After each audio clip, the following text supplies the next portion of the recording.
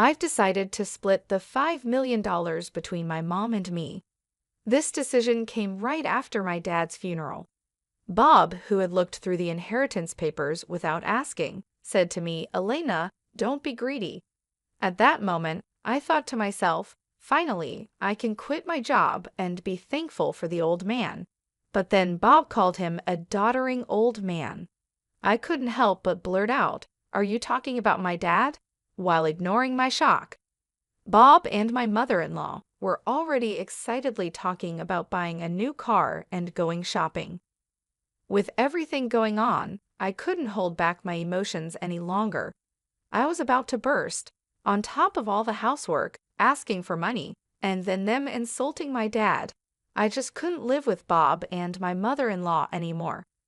Holding back my anger, I forced a smile and said, "Sure, feel free to use the money as you and my mother-in-law see fit." I am Alina Anaya, a 40-year-old housewife working with my husband. My parents, both doctors, ran a well-known clinic in our hometown. As their only child, I was deeply loved. After finishing Commonwealth School, I got a job at a big pharmaceutical company. Though my parents wished I had become a doctor, they supported my choice. 12 years ago, my mother died in an accident, leaving me and my father heartbroken. During that tough time, Bob, who was then my boyfriend, supported me.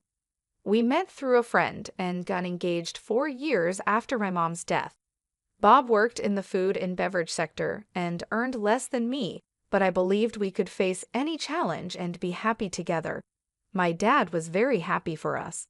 When I told my dad about our engagement, he said, "I've heard how Bob has supported you, Alina. Thank you so much. Please continue to take care of her." Bob stood up straight and promised in front of my dad, "I will make her happy." Standing next to Bob, I felt truly happy. The next week, we went to Bob's family home to announce our marriage. His mother, who wore a lot of makeup and was divorced from Bob's father, looked me over critically. "Marriage, huh? You're Bob's choice. Isn't she a bit plain for you? And she's older, right? Wouldn't a younger and prettier girl be better for you?" Bob quickly replied, "Mom, you know M Pharmaceuticals, right? Alina works there. Her father is a doctor and runs his own practice." I expected Bob to talk about my personality, but instead, he talked about my job and my dad's status. Hearing this, his mother's attitude changed. "Oh, Bob, you should have mentioned these important things earlier. That changes everything. I happily approve of the marriage. Nice to meet you, Elena." "Thank you." After getting approval from Bob's mother, Bob was very happy. However, I felt uneasy even though everything was going smoothly with our plans to get married. When we were about to register our marriage, my dad, who is a doctor and real estate investor, gave me an apartment in a luxury building in San Diego City as a wedding gift. I told Bob, "Dad has given me this apartment as a wedding gift, but it's our new home. Let's live here happily and peacefully together."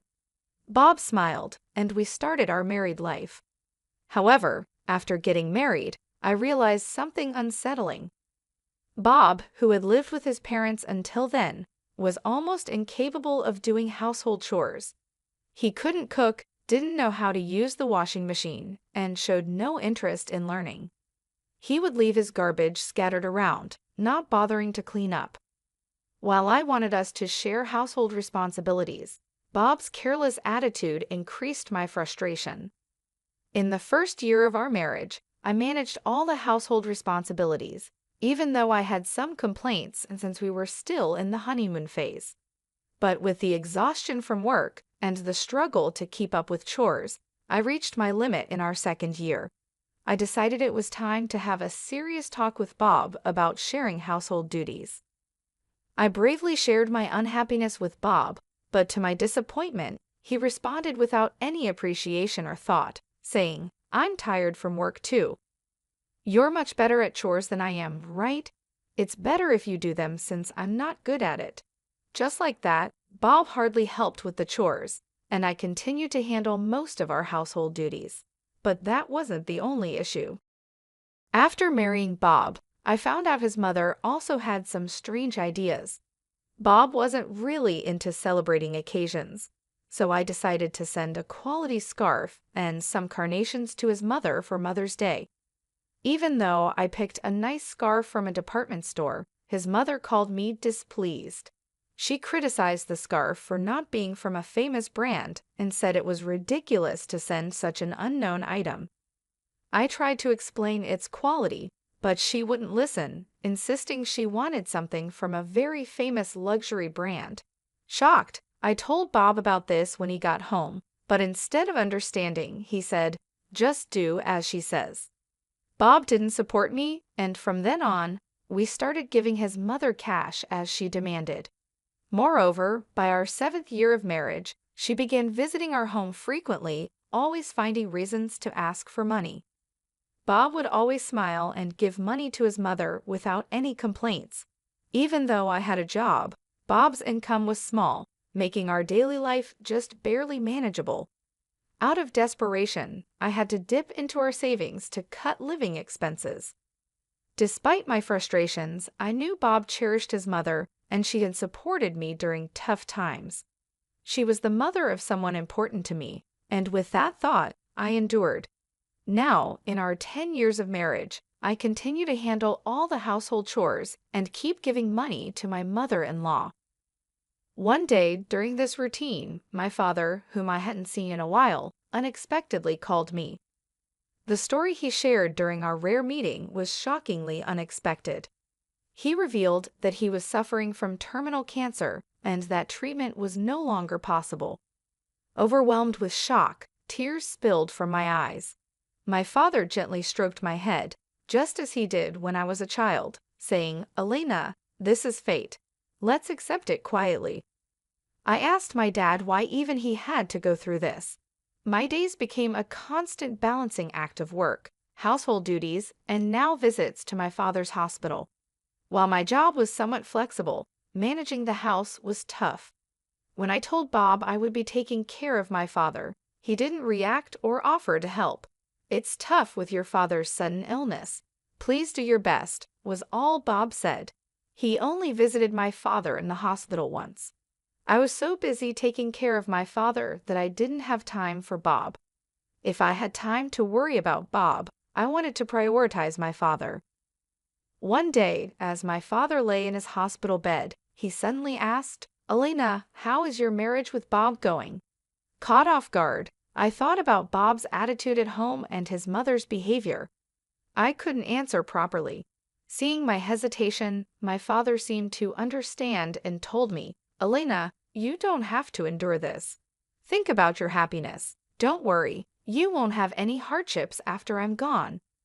I couldn't hold back my tears, and my father silently and firmly held my hand.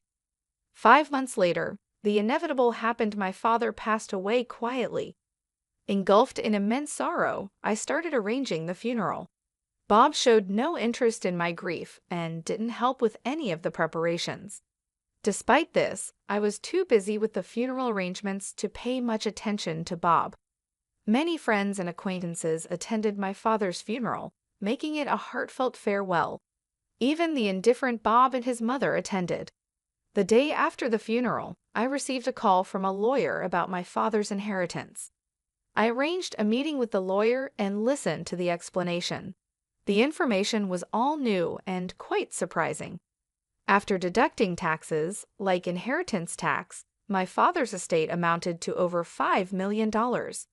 He had not only earned income as a doctor, but also made real estate investments, leaving behind such a vast fortune, all of it to be inherited by me, his only daughter. Wrapped in surprise and gratitude, yet trembling at the thought of handling such a huge amount of money, I proceeded with the inheritance process after returning home. I laid out the documents I got from the lawyer on my desk and started reading them. I was so tired that I ended up dozing off on the sofa for a bit. When I woke up, I heard Bob and his mother talking happily in the distance. "Huh, Bob and Mom too? When did you come?" I asked as I got up. Bob came over with a big smile and said, "Yes, Elena, well done." Confused by his sudden excitement, I noticed the inheritance papers in Bob's hand. "Wait, Don't just read those without asking, I said, shocked and upset that Bob had looked through the documents without permission. I raised my voice at him, but my mother-in-law, not bothered at all, happily chimed in, "Wow, an inheritance of $5 million. Isn't that amazing? Now we can live comfortably for the rest of our lives." Confused, I couldn't understand why she would say that so suddenly. Then Bob turned serious and continued, "By the way, about this $5 million, I've decided it will be split between me and my mom." It was right after my father's funeral. Bob, having looked at the documents related to the inheritance I was supposed to receive without permission, said to me, "Elena, don't be too greedy. Oh, now I can finally quit my job. I have to thank that doddering old man." "Are you talking about my dad?" I accidentally said out loud. "Well, anyway, let's proceed with the inheritance process and get the money into our joint account as soon as possible," Bob said, ignoring my confusion. At that moment, Bob and my mother-in-law were excitedly talking about buying a new car and shopping. I couldn't hold back my emotions any longer. I was on the verge of exploding. Being burdened with household chores, asked for money, and to top it off, they insulted my father. While holding back my anger, I replied with a forced smile, "Sure, use the money, you and my mother-in-law, as you wish." Hearing this, my mother-in-law, seemingly satisfied, cheerfully said, "That's the spirit, Elena," quick to agree. "Now make sure you work hard and earn money." "I don't want our savings to go down, so work hard," she said. I just nodded and pretended to listen to her selfish words. After that, Bob and my mother-in-law started spending money like crazy. Bob quit his job quickly, and my mother-in-law practically moved in with us, staying at our house all the time. They would leave in the morning and come back with expensive brand items. The 5-star restaurant we went to today wasn't as great as I expected. Yes, it was a bit disappointing for us, the sophisticated ones, they would say, acting like they were rich celebrities and dumping all the housework on me as if I were a maid. Bob seemed to think my father's inheritance would be available right away. He carelessly withdrew money from our joint account, and my savings of $300,000 dwindled rapidly. When I complained about their excessive spending, Bob just laughed it off, saying, "What are you talking about? Isn't $5 million coming soon? Then this kind of spending is no big deal." I warned him I had already stopped it, but Bob completely ignored me. Then, a month later, Bob and my mother-in-law suddenly left for a trip to Bermuda. I wasn't invited and was left alone at home. After seeing them off, I decided to take action. About a week later, while I was relaxing at home, I heard a loud knock on the door. Wondering what was happening, I glanced at the intercom monitor and saw Bob and my mother-in-law, both dressed in aloha shirts, standing at the front door. What do you want?" I asked calmly and coldly with anger. Bob yelled, "What are you even talking about? Why won't the door open?" Seeing Bob and my mother-in-law confused as to why the door wouldn't open, I confidently answered through the intercom, "Well, I changed the locks on the door, so of course it won't open." "What? Why?" Bob exclaimed. "Let's talk over this calmly at the nearby cafe." "Please go ahead. I'll join you shortly," I suggested. Bob and his mother, after shouting in front of the entrance, seemingly realized it was futile and soon headed to the cafe. Once I confirmed they had left, I felt a moment of relief. I went to the cafe and saw Bob and his mother already there, waiting angrily. "Hey, what's this about? Did you change the locks? Hand over the new keys right now," Bob demanded. "There's no need for me to give you the new keys. You both need to leave that house," I calmly told Bob and his mother. Facing a visibly angry Bob, I showed him a piece of paper. It was a divorce petition I had already filled out. "Divorce? You're serious about divorcing me?" His mother was equally shocked and confused. "Elena, why has it come to this?" I spoke quietly to the two of them, who were panicking and flustered. "With the way you've been spending money every day, Are you sure your finances are okay? What money? Of course, it's fine, Bob snapped back, spitting as he spoke. Your father's inheritance is coming, right? There should still be over $100,000 in our joint account. Look, I'll show you right now. Saying this, Bob took out his smartphone and opened the banking app to check the account. Suddenly, his expression changed. What? What's this? Why is the money gone? It was there just the other day, Bob exclaimed. Hearing Bob's words, his mother also hurriedly looked at her phone, her face showing confusion. I revealed the truth to them as they were panicking, not understanding the situation. Of course, it's gone. I'm divorcing you, so I moved that $100,000 to my account as part of the property division. What do you mean? Bob's face turned to anger for a moment, but then he smirked, as if remembering something. Fine, I'll divorce you then. Transfer the inheritance you got from your dad right away. After all, property acquired during the marriage is split half and half in a divorce, right? Well, you might be misunderstanding something, I replied. Didn't you know? The inheritance I received, even though it was during our marriage, doesn't count for property division. There was a moment of silence between us. Then Bob and his mother's expressions changed drastically. Perhaps they truly believed they would receive part of my inheritance. I was utterly shocked and could only sigh in disbelief at the unfolding situation. No, that can't be true, I muttered under my breath, but the truth of the matter was glaringly clear. Her face turned red with a mix of denial and anger. Please, check for yourself, I said with a mocking tone that I couldn't quite mask. Bob immediately started frantically searching on his smartphone, desperate to prove me wrong. As he scrolled through the legal texts online, his face fell. It says here that property inherited by one spouse from a parent is considered separate property, therefore it's not subject to division and can't be split between the spouses. His voice was tinged with disbelief. What? Seriously? His mother, too, peered over his shoulder, her expression turning to one of shock as the reality of the legal standing dawned on them. Then Bob approached me, his demeanor shifting to one of desperation. Elena, please don't divorce me. I have no savings and no job. How am I supposed to live if you divorce me?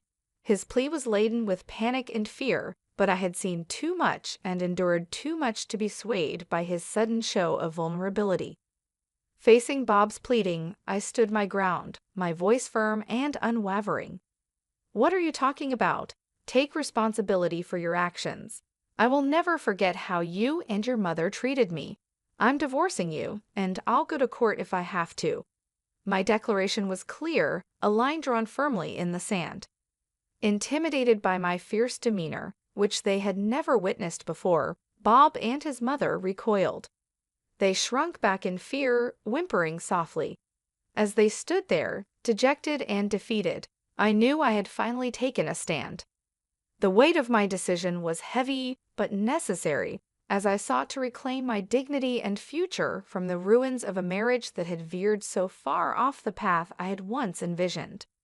After walking out of the cafe, the divorce proceedings between Bob and I proceeded without major obstacles. The $100,000 I had shifted from our joint account was acknowledged as part of the division of our marital assets. Over time, I managed to legally compel Bob and his mother to vacate my house. This was a relief as Bob, having already squandered the money from our marital division, found himself in a precarious financial state. He was penniless and increasingly overwhelmed with a mountain of bills, stemming from lavish expenditures on their overseas trip and various other expenses charged to his credit cards. As Bob's financial troubles escalated, he sank deeper into debt. Both he and his mother were forced to take on additional loans just to keep up with their mounting bills. Eventually, they moved into a rundown apartment, a stark departure from their previous luxurious lifestyle. They now find themselves working exhaustively every day to manage their debts, a situation that has been a profound and shocking adjustment for both. Meanwhile, I took decisive steps to move forward with my life. I sold the condo that I once shared with Bob, a place full of mixed memories, and moved into the apartment that had belonged to my late father.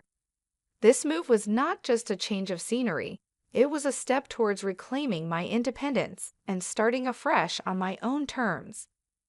In this new chapter of my life, I continued my work as before, maintaining the same job that had always given me a sense of stability and purpose. However, with the inheritance I received from my father, my financial situation became significantly more comfortable. This financial security has allowed me to live without the constant stress of monetary concerns that once plagued my marriage with Bob. Living in my father's apartment has brought a new sense of peace and continuity to my life. Every day, I wake up with a heart full of gratitude for the man who not only raised me with love, but also ensured that I would be secure after he was gone. This gratitude has inspired me to approach life with a renewed sense of purpose and determination.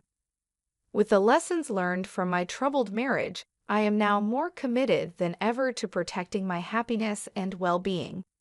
I've come to realize the importance of being surrounded by people who support and uplift me, rather than those who seek to take advantage. As I move forward, I am determined to cherish and make the most out of every moment, focusing on personal growth and happiness. As the days pass, I find myself more at ease, enjoying a life that is not just about survival, but about thriving. My days are spent peacefully, indulging in small joys, and planning for a future that I now look forward to with optimism and excitement.